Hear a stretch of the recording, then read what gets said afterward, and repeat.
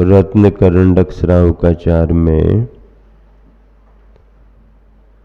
शिक्षावृत और शिक्षावृतों में अंतिम शिक्षावृत के रूप में बैयावृत्ति का नाम लिया गया है।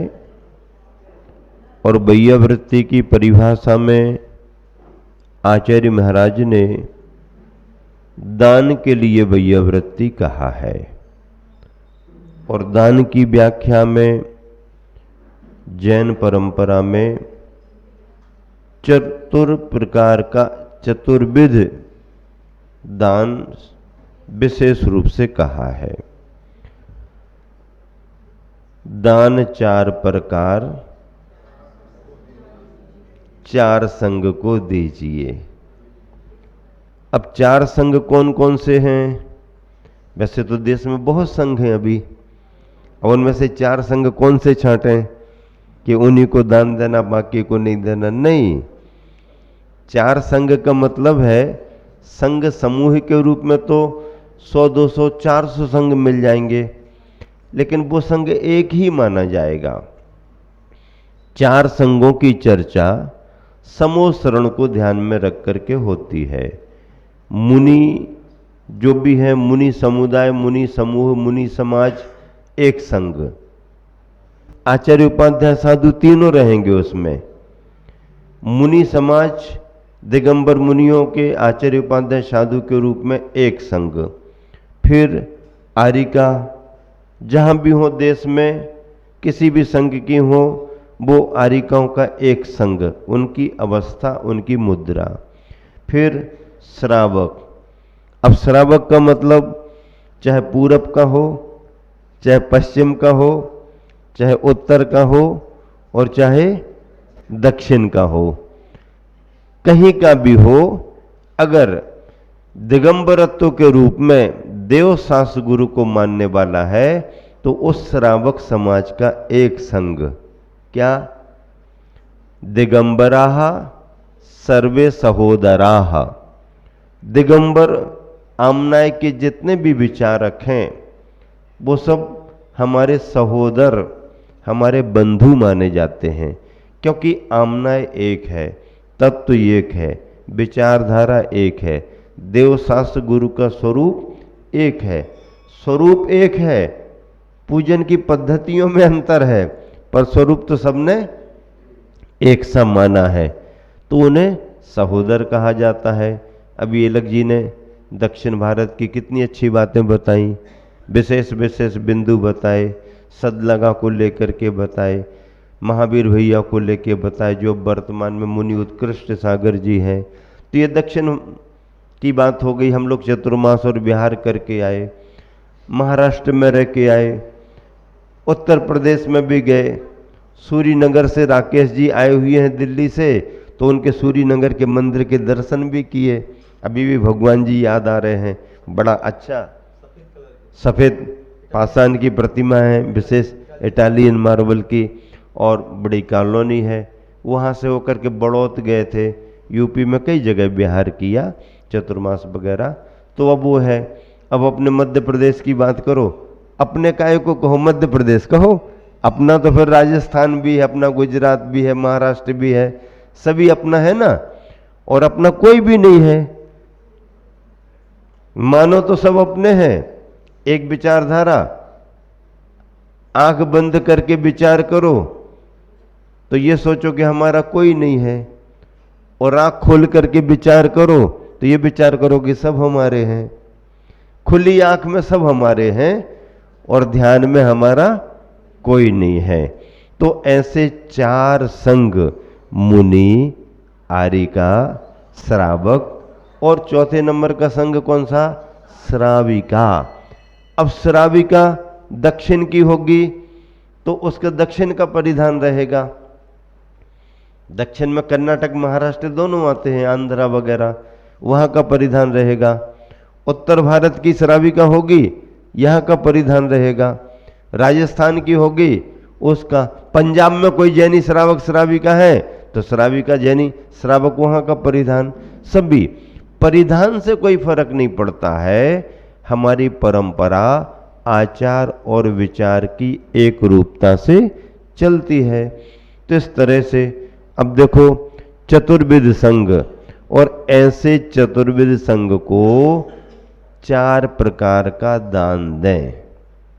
4 प्रकार के दान में क्या?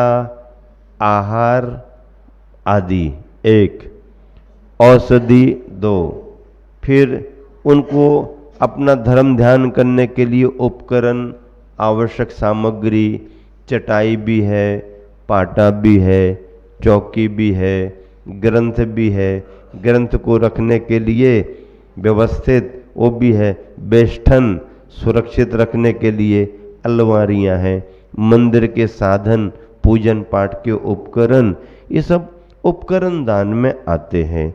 ये दान भी है। किसको देंगे? पात्रों को, जो उनका उपयोग करते हैं, जिनका उपयोग करने का नियम है, जिनकी चर्या अमर्यादित नहीं है, जो अपनी दिनचर्या में अप्रमत्त रहते, सावधान रहते हैं, सावधानी से करते हैं, संकल्पित हैं, व्रती हैं, या जिन धर्म के परम भक्त हैं, देवशास्त्र गुरु के अनुयायी हैं, उन्हीं पर उनका पूरा विश्वास है, उन्हीं का वो सपोर्ट करते हैं। तो ऐसे 4 प्रकार के संघों को 4 प्रकार का दान, और आवास दान, बसति का स्थान बनाना, भवन बनाना, धर्मशालाएं बनवाना, बगीचे, वाटिकाएं, उद्यान, और जिन मंदिर वहाँ पर तैयार करना। नगर में अगर कोई अच्छा भव्य रूप में मंदिर तैयार होकर के थोड़ा उद्यान वाटिका का रूप बनता है तो पुराने चौथे काल की याद आती है। अब नई नई बिल्डिंगें बनती हैं, नए नए नक्शे बनते हैं, तो इनको देख करके महानगरों की याद आती है, फिर विदेशी कल्चर याद आता है। अब तुम्हें बाकी तो सब चीज़ों में विदेशी कल्चर दिखने लगा, अब देसी कल्चर किस में दिखेगा? देवशास्त्र गुरु के आयतनों में आपको देसी कल्चर दिखेगा। उसी की प्रस्तुति तो कल देखो कितने बढ़िया तरीके से दी गई।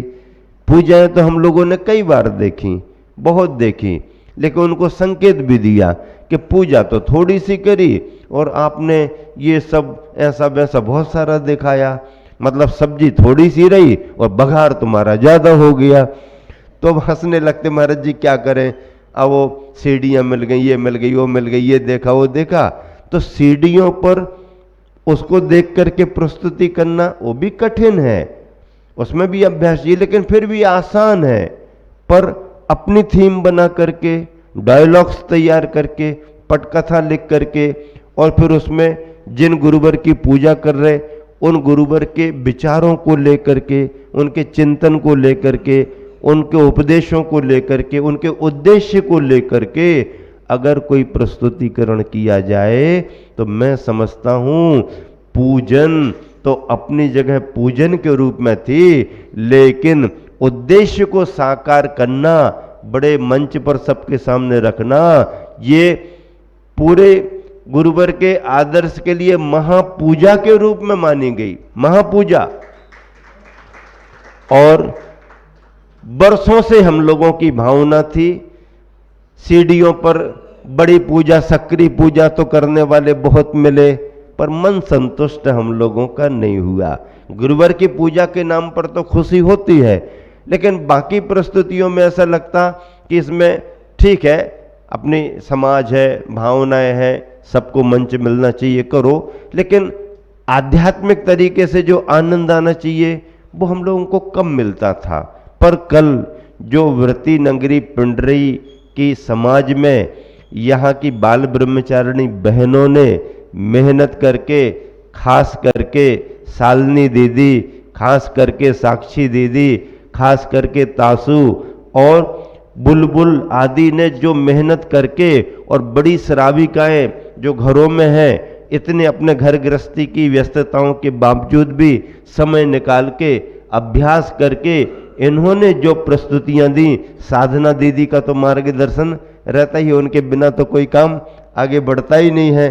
तो परोक्ष में कार्यकर्ताओं ने प्रोत्साहित करके जो प्रस्तुति दी है, मैं समझता हूं पूरे देश के लिए और सक्रिय पूजन के रूप में प्रस्तुति देने वालों को भी एक बहुत बड़ा संदेश हो गया है। और अभी तक की जितनी पूजाएं हम लोगों ने देखी हैं बड़े बड़े नगरों में और बड़े बड़े मंचों पर, उसमें 100 में से 100 नंबर मिलने वाली पूजा कल पिंडरई नगरी की रही, क्योंकि उसमें 1 मिनट भी यहां वहां नहीं था। 1 मिनट 1 सेकंड का भी कोई व्यर्थ का ऐसा कोई नहीं था, बल्कि एक एक समय का उपयोग आदर्श के रूप में, शालीनता के रूप में। और जब पुराने भारत, अपने भारत और पाश्चात्य कल्चर में ढले हुए इंडिया की बात में अंतर दिखाया, तो हम लोगों की आंखों में भी आंसू आ गए कि देखो पुराना भारत कैसा था और नई आधुनिकता में, पाश्चात्य कल्चर में देश दुनिया कैसे ढलती जा रही, कितना बड़ा फर्क। और कितने कम समय में, कितने व्यवस्थित तरीके से कोई दही मथ रही है तो कोई चक्की चला रही है, एक जगह तो रोटी भी बन रही थी। और मैंने कहा ये तो कमाल ही कर दिया भाई, इतनी तैयारी, ओखली से लेके कोटनी से लेके, मतलब हम लोगों को तो आनंद आया ही आया। देखने वाले, यहां तक कि सुधा मलैया जैसी महान विचारक, स्वयं में आर्टिस्ट, राजनीतिज्ञ, और वो जब हम लोगों के पास में प्रशंसा करके गई कि महाराज जी बहुत गजब की प्रस्तुति पिंडरई वाले बच्चों ने या बालिकाओं ने, श्राविकाओं ने दी है। तो मतलब देखो, एक तात्विक थीम को लेकर के अगर अपन चलते हैं तो अपना सांस्कृतिक कार्यक्रम भी होता है और धार्मिक उद्देश्य की पूर्ति बड़े रूप में होने से अपने गुरुवर के उद्देश्यों को हम आगे बढ़ाते हैं। बल्कि हम लोगों ने तय किया है, चर्चा की है कि ये जो वृत्ति नगरी पिंडरी में यहाँ की बहनों ने, श्राविकाओं ने, बच्चों ने, बालिकाओं ने प्रस्तुति दी है, इसका प्रसारण राष्ट्रीय स्तर पर अपन जिनवानी चैनल पर अच्छे तरीके से कराएंगे, ताकि सबको ये मालूम चले कि सक्रिय पूजन का स्वरूप ऐसा भी बन सकता है। और ये बहुत आदर्श पूजा आप सभी ने की है। तो 4 संघ में मुनि, आरिका, श्रावक, श्राविका सब आते हैं और इनके लिए बैया वृत्ति के रूप में दान 4 प्रकार का दान दिया जाता है। और उन दानों में प्रसिद्ध कौन कौन हुए? आहार दान में श्री सेन राजा का नाम आया है। ऐसा नहीं है कि अकेला राजा ही दान में प्रसिद्ध हुआ है, जहां जहां पिच्छीधारी हैं उनके आहार जहां जहां भी होते हैं वो परिवार भी प्रसिद्धि को प्राप्त होता है। और आजकल ग्रुपों में व्हाट्सएप में आ ही जाता है आज का दान दातार कौन हुआ, किसके यहाँ पर घर हुए, तो उनकी भी तो प्रभावना सब जगह सभी संघों के रूप में बढ़ती है, वो भी प्रसिद्धि को प्राप्त होते हैं। कौन? वृषभ सेना के माध्यम से औषधि दान के रूप में प्रसिद्ध हुई है। कौंडिस नामक ग्वाला उपकरण ज्ञान दान में प्रसिद्ध हुआ। शुकर नाम का तिर्यंच जो कि इतना समर्पित था, पूर्व भव में धम्मिल और देबिल दोनों ने मिलकर के धर्मशाला बनाई। एक बौद्ध मतावलंबी था, एक जैन मतावलंबी, आदि फिर उस पर धर्मशाला में पहले बौद्ध मतावलंबी ने कुछ सूचना नहीं दी, जैन मतावलंबी ने अपने गुरु को रुकवा दिया। बाद में उसने कहा कि नहीं हमारे गुरु रुकेंगे, वो आए, दोनों में बात विवाद को देखा, महाराज जी स्थान छोड़ करके बिना कुछ कहे बाहर जाके बैठ गए। डांस मच्छर आदि की कठिनाइयाँ रात भर उनको रहीं, दोनों में विवाद हुआ, झगड़ा हुआ, दोनों का मरण हुआ, एक सिंह बना एक सूकर बना। और फिर जब वो जंगल में थे तो कोई मुनि महाराज गुफा में बैठे थे, ध्यान कर रहे थे, शायद वही मुनि महाराज जी थे। फिर इनको स्मृति आ गई, सिंह गंध लेकर के उनको मारने के लिए जाने लगा। फिर सूकर को ख्याल आया, ये इस भाव से आगे बढ़ा, सूकर जाकर के द्वार पर बैठ गया। आप अंदर नहीं जा सकते, और शेर जाने का प्रयास कर रहा, सूकर रोक रहा, दोनों में फिर घमासान हुआ, दोनों झगड़े और मरण को प्राप्त हुए। सिंह मारने के भाव से जा रहा था, नरकायु का बंद करके नरक गया, और सूकर भी खूब झगड़ा, पूरी ताकत लगा दी उसने, वो भी मरण को प्राप्त हुआ, लेकिन मुनि रक्षा के भाव से वह स्वर्ग में जाकर के देव हुआ।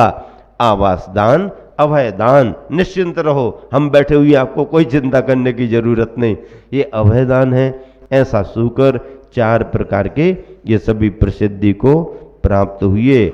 और ऐसे 4 प्रकार के दानों में 4 भव्य आत्माओं के नाम आए हैं, लेकिन इतिहास में पढ़े बहुत नाम हैं जो संघों की यात्रा कराते हैं, संघों के बिहार कराते हैं, बड़े बड़े पूजा विधान कराते हैं, जिन मंदिर बनवाते हैं, पूजा पाठ कराते हैं, औषधि दान देते हैं, बड़े बड़े हॉस्पिटल में चैरिटी करते रहते हैं। और क्या, देखिए नवयुग समिति ने भी कितनी भव्यता से और कितनी अपनी भावना से किया। कहीं कहीं हॉस्पिटल में जाकर के भी मरीजों के लिए फल वितरण, औषधि वितरण करते हैं। कल उन सभी ने भी नगर में अपनी गुरुवर को याद करते हुए और बड़ी प्रभावना का अंग बनाया। नवयुग समिति भी सभी ने अच्छे अच्छे कार्य किए। ऐसे कार्यक्रमों के साथ में आपका चतुर्मास क्या है, रुका हुआ नहीं है, आगे बढ़ता जा रहा है, आगे बढ़ता जा रहा है। और धर्म की प्रभावना जो एक चतुर्मास निमित्त बनता है, पर 10, 5, 25 साल के लिए वो संस्कार सबके मानस में जमा हो जाते हैं और आगे बढ़ते जाते हैं। तो 4 संघ को 4 प्रकार का दान दिया जाता है। और इस तरह का ये संघ समूह शरण के रूप में तीर्थंकरों का धर्म संघ माना जाता है। क्या माना जाता है? धर्म संघ माना जाता है। और ऐसे धर्म संघ को कल्याण का कारण, समुद्र से पार होने के लिए जहाज कहा है, देवसास गुरु, वीतरागता, अहिंसा का धर्म, रत्नत्रय का धर्म, इससे बड़ा और कोई धर्म नहीं हो सकता है। ऐसे 4 प्रकार के संघों को 4 प्रकार का दान देना, आचार्य समंतभद्र महाराज जी कहते हैं यही बैयावृत्ति है। बैयावृत्ति संघ की भी होती है, बैयावृत्ति जिनेंद्र भगवान के शासन के रूप में मंदिर की भी होती है। पूजन करना, अभिषेक करना, मंदिर की साफ सफाई करना, शास्त्र भंडार को व्यवस्थित करना, जिनवाणी को सुरक्षित रखना, मंदिरों में आवश्यक उपकरण आदि देना, ये सब बैयावृत्ति माने गए हैं। अकेले महाराज जी के हाथ पैर दबा देने का नाम बैयावृत्ति नहीं है, वो तो है ही, आवश्यकता के अनुसार सभी की करो, लेकिन इसके अलावा समाज की बैयावृत्ति भी होती है, धर्म की बैयावृत्ति भी होती है, देवसास गुरु की बैयावृत्ति।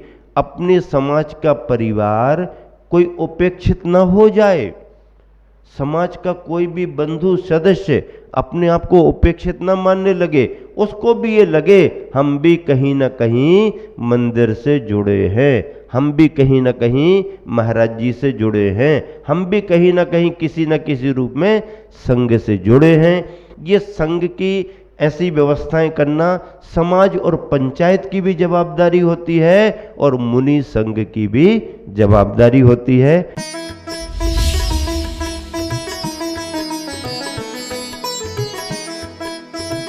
महाराष्ट्र के मुंबई स्थित